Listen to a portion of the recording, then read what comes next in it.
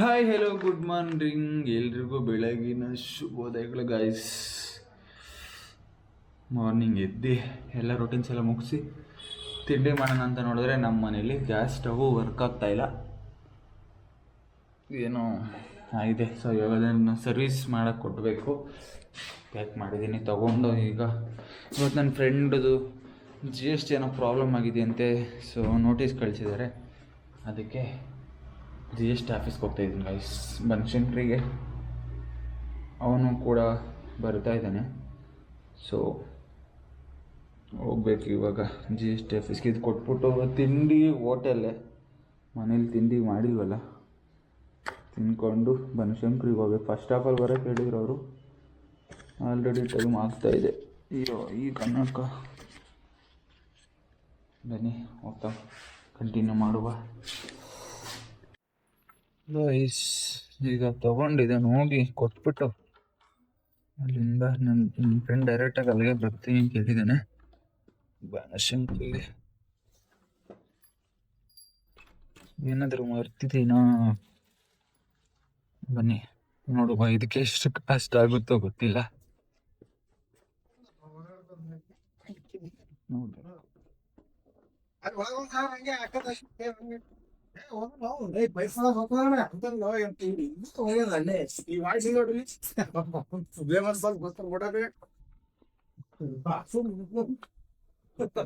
ಆ ಕಡೆ pipe cut ಮಾಡಿದ್ದೀರಾ ಹಳೆದು? ಆಮೇಲೆ ತಿರ್ಗಾ ಅದು ಬ್ಲಾಕ್ ಆಗುತ್ತೆ.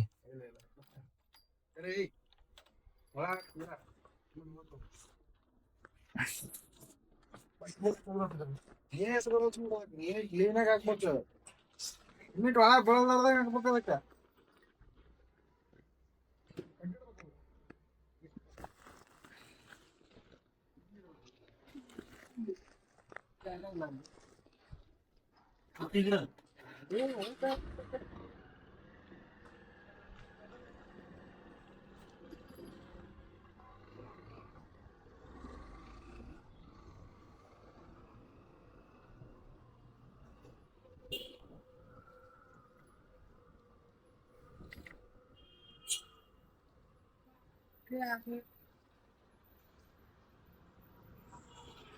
ಓ ಗೈಸ್, ಅಂಗಡಿ ಓಪನ್ ಇಲ್ಲ, ಏನು ಮಾಡೋದೀಗ? ನಮ್ಮ ಮಾವಾರ ಆಫೀಸ್ ಹತ್ರ ತಗೊಂಡು ಹೋಗ್ಬಿಟ್ಟು ಅಲ್ಲೇ ಕೊಡ್ತೀನಿ ಅವ್ರ ಕೈಗೇನೆ. ಸೊ ನಮ್ಮ ಮಾವಂಗೆ ಹೇಳಿ ರೆಡಿ ಮಾಡಿಸೇ ಕೇಳಬೇಕಿದೆನ.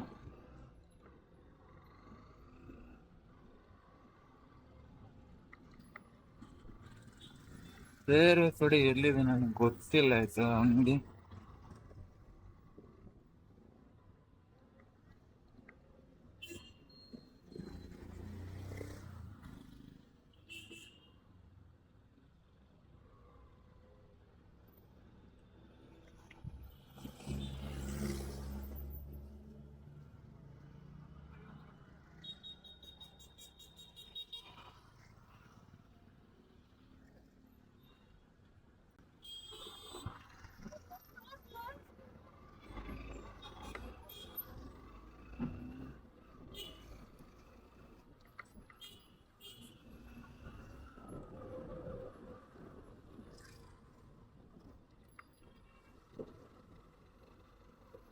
ಆಲ್ರೆಡಿ ಟೈಮು ಆಗ್ತೈತೆ, ಲೇಟ್ ಆಗ್ಬಿಟ್ಟು ಹೋಗೋದಕ್ಕೆ. ಅವ್ರು ಫಸ್ಟ್ ಆಫ್ ಬನ್ನಿ ಅಂತ ಹೇಳಿದರು. ಪ್ಲಸ್ ಏನಾಗಿದೆ ಅಂದರೆ, ಇವರು ಲಾಸ್ಟ್ ಮಂತ್ ನವಂಬರಲ್ಲಿ GST ರಿಜಿಸ್ಟ್ರೇಷನ್ ಮಾಡಿದ್ದಾನೆ ಅವನೇನೆ, ನನ್ನ ಫ್ರೆಂಡು. ನನ್ನನ್ನು ಕೇಳ್ಬಿಟ್ಟು ಮಾಡಿದ್ದ, ಅದು ಯಾವ ಥರ ಏನಂದ್ಬಿಟ್ಟು ಪ್ರೊಸೀಜರ್ಸ್ ಹೇಳಿದ್ದೆ, ಮಾಡಿದ್ದಾನೆ. ಸೊ ವಿತಿನ್ 7 ಡೇಸಲ್ಲಿ ಕೂಡ ಅಪ್ರೂವ್ ಆಗಿದೆ, ಯಾಕಂದರೆ ಪ್ರಾಪರ್ ಡಾಕ್ಯುಮೆಂಟ್ಸ್ ಎಲ್ಲನೂ ಹಾಕ್ಸಿದ್ದೆ.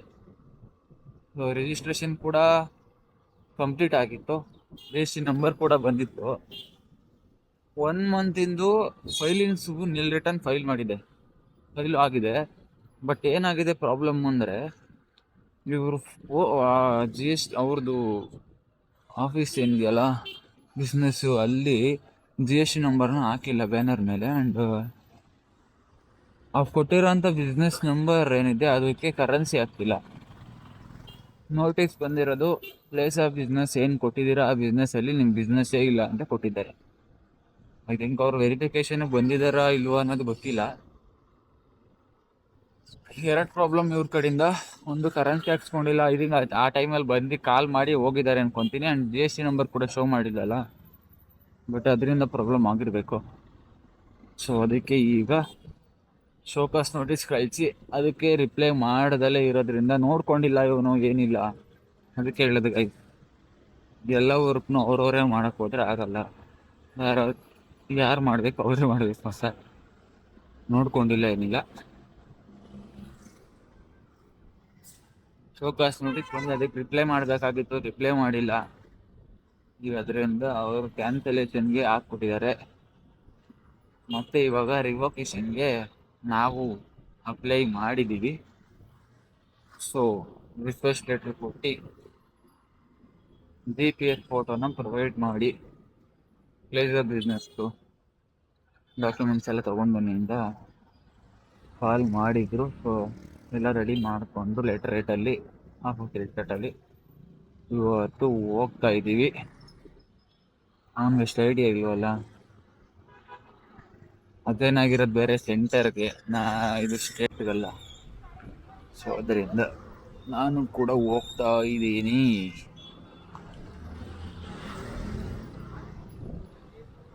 ನೋಡುವ. ತಲೆ ಇದೇನಿಲ್ಲ, ರಿಕ್ವೆಸ್ಟ್ ಲೆಟ್ರ್ ಕೊಟ್ಟು ಡಾಕ್ಯುಮೆಂಟ್ಸ್ ಎಲ್ಲ ಪ್ರೊವೈಡ್ ಮಾಡಿದ್ರೆ ರಿವೋಕೇಷನ್ ಮಾಡ್ತಾರೆ. ಯಾಕಂದರೆ ಏನು ಬಿಸ್ನೆಸ್ ಇದೆ ಆ ಜಾಗದಲ್ಲಿ, ಅಟ್ ಪ್ರೆಸೆಂಟ್ ಅಲ್ಲ ಮುಂಚೆಯಿಂದನೂ ಆಫೀಸ್ ಇದೆ, ಬಿಸ್ನೆಸ್ ಇದೆ, ಎಲ್ಲ ಇದೆ. ಐ ಥಿಂಕ್ ಅವ್ರು ಬಂದಿರೋ ಟೈಮಲ್ಲಿ ಫೋನಲ್ಲಿ ಇವ್ರದ್ದು ಕರೆನ್ಸಿ ಇರಲಿಲ್ವಲ್ಲ, ಇನ್ಕಮಿಂಗ್ ಕಾಲು ಔಟ್ಗೋಯಿಂಗ್ ಕಾಲ್ ಆಗಿರೋದ್ರಿಂದ, ಮತ್ತು GST ನಂಬರ್ ಹಾಕಿಲ್ಲ. ಸೊ ಆ ಒಂದು ರೀಸನಿಂದ ಇವರು ಸುಯೋಮೋಟೋ ಕಡೆಯಿಂದ ಕ್ಯಾನ್ಸಲ್ ಮಾಡಿದ್ದಾರೆ. This is the reason. ನೋಡುವ.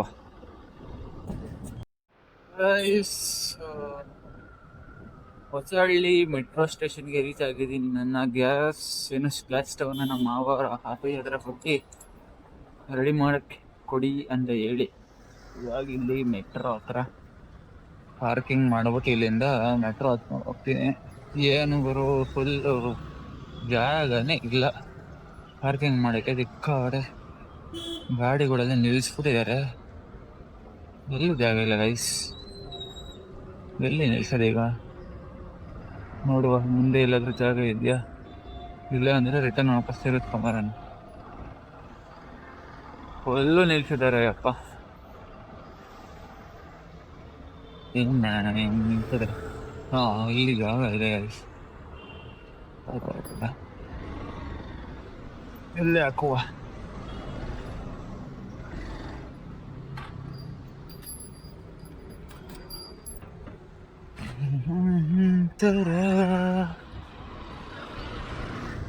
ಇಲ್ಲಿಂದ ಅಲ್ಲಿ ಗಂಟ 1 ಕಿಲೋಮೀಟರ್ ಆಗುತ್ತೆ ಮೆಟ್ರೋ ಸ್ಟೇಷನ್ಗೆ.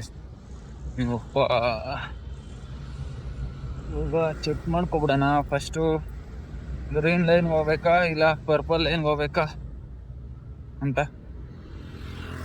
ಬನಶಂಕರಿ ಗೂಗಲ್ಗೆ ಹೋದ್ರೆ ಸಿಗುತ್ತೆ.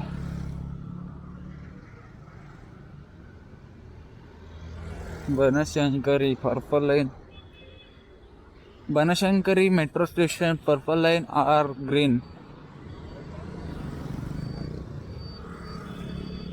ಹೋಗಿ ಅಕ್ಕ ಹೋಗಿ ಬುದ್ಗಿದ್ಬಿಟ್ಟಾರಮ್ಮ. ಕಾಯಿಸ್ ಗ್ರೀನ್ ಲೈನ್ ಅಂತ ತೋರಿಸ್ತಾ ಇದೆ. ಇವಾಗ ನಾನು ಈ ಪರ್ಪಲ್ ಲೈನ್ ಹತ್ತಿ ಮೆಜೆಸ್ಟಿಕಲ್ಲಿ ಲೈನ್ ಚೇಂಜ್ ಮಾಡಬೇಕು. ಬನ್ನಿ ಹೋಗ್ತಾ ಮಾಡುವ.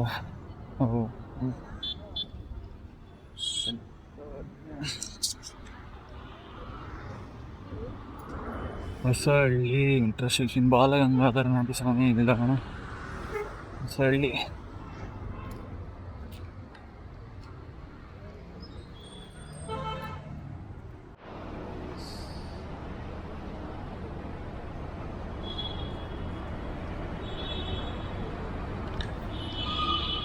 ಎಸ್ಕಲೇಟರ್ ಹತ್ಕೊಂಡು ಹೋಗ್ತಾ ಇದ್ದೀನಿ.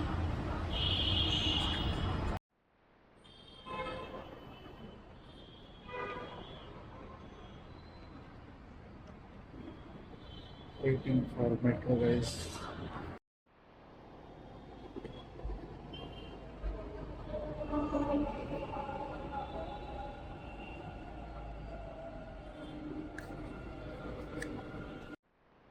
Guys, metro ಇಟ್ಕೊಂಡು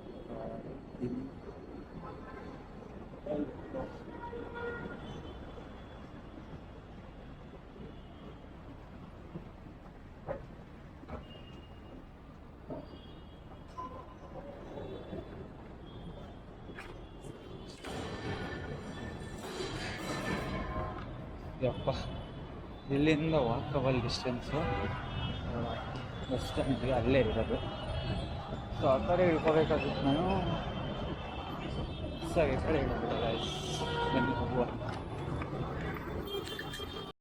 hi guys, good evening. Morning G S T ಆಫೀಸ್ಗೆ ವಿಡಿಯೋನ ಸ್ಟಾಪ್ ಮಾಡಿದೆ, ಇವಾಗ ಕಂಟಿನ್ಯೂ ಮಾಡ್ತಾ ಇದ್ದೀನಿ. ಸೊ ಹೋಗಿದ್ದು ಜಿ ಎಸ್ ಟಿ ಆಫೀಸ್ಗೆ, ಅಲ್ಲಿಂದ ಮುಗಿಸ್ಕೊಂಡು ಈಗ ಏನಪ್ಪ ಆಗಿದೆ ಇವ್ರದ್ದು ಅಂದರೆ, ಜಿ ಎಸ್ ಟಿ ರಿಜಿಸ್ಟ್ರೇಷನ್ ಆದಮೇಲೆ ವೆಲ್ಕಮ್ ಲೆಟರ್ ಅಂತ ಒಂದು ಬರುತ್ತೆ. ಅದು ಪೋಸ್ಟ್ ಆಫೀಸಲ್ಲಿ ಬರುತ್ತೆ. ಪೋಸ್ಟ್ ಆಫೀಸಲ್ಲಿ ಬಂದಿದೆ, ಬಟ್ ಇವ್ರಿಗೆ ರಿಸೀವ್ ಆಗಿಲ್ಲ. ಇವ್ರ ಆಫೀಸ್ ಕ್ಲೋಸ್ ಆಗಿತ್ತಂತೆ. ಸೊ ಆಗಿತ್ತು ಅಂತ ಅವ್ರು ರೆಸ್ಯೂಮ್ ಮಾಡಿಕೊಂಡು ವಾಪಸ್ ಹೋಗಿದೆ ಲೆಟ್ರು ಜಿ ಎಸ್ ಟಿ ಆಫೀಸ್ಗೆ. ಅವರು ಅದನ್ನು ಕನ್ಸಿಡರ್ ಮಾಡಿ ಪ್ಲೇಸ್ ಆಫ್ ಬಿಸ್ನೆಸ್ಸಲ್ಲಿ ಬಿಸ್ನೆಸ್ ನಡೀತಾ ಇಲ್ಲ ಅಂತ ಶೋಕಾಸ್ ನೋಟಿಸ್ನ ರೈಸ್ ಮಾಡಿದ್ದಾರೆ. ಅದಕ್ಕೆ ಇವರು ರಿಪ್ಲೈ ಕೊಟ್ಟಿಲ್ಲ. ಆಮೇಲೆ ಕ್ಯಾನ್ಸಲೇಷನ್ಗೆ ಅವರು ಕ್ಯಾನ್ಸಲೇಷನ್ ಮಾಡಿಬಿಟ್ಟಿದ್ದಾರೆ ಸುಯೋಮೋಟೋಯಿಂದ. ಸೊ ಇವಾಗ ಅದನ್ನೇ ಅವರು ಡಾಕ್ಯುಮೆಂಟ್ಸ್ ಎಲ್ಲ ಕಲೆಕ್ಟ್ ಮಾಡಿಕೊಂಡು GPS ಫೋಟೋ ತೊಗೊಂಡು ಆ್ಯಂಡ್ ವೀಡಿಯೋ ಕಾಲ್ ಮಾಡಿ ಎಲ್ಲ ತೋರಿಸಿ ಆಫೀಸ್ನ ಕನ್ಫರ್ಮ್ ಮಾಡಿಕೊಂಡು ವಿದಿನ್ 10 ಡೇಸಲ್ಲಿ ಆಕ್ಟಿವ್ ಮಾಡ್ತೀವಿ ರಿಟರ್ನ್ ಅಂತ ಹೇಳಿ ಕಳಿಸಿದ್ರು. ಸೊ ಅಲ್ಲಿಗೆ ಅದೊಂದು ವರ್ಕ್ ಒಂದು ಕಂಪ್ಲೀಟ್ ಆಗಿದೆ. ಸೊ ಯಾರೆಲ್ಲ ನೀವು ಹೊಸ್ದಾಗಿ ರಿಜಿಸ್ಟ್ರೇಷನ್ ಮಾಡ್ತಿದ್ದೀರ ನೋಡಿ, ಇದೊಂದು ಪ್ರಾಬ್ಲಮ್ಮು.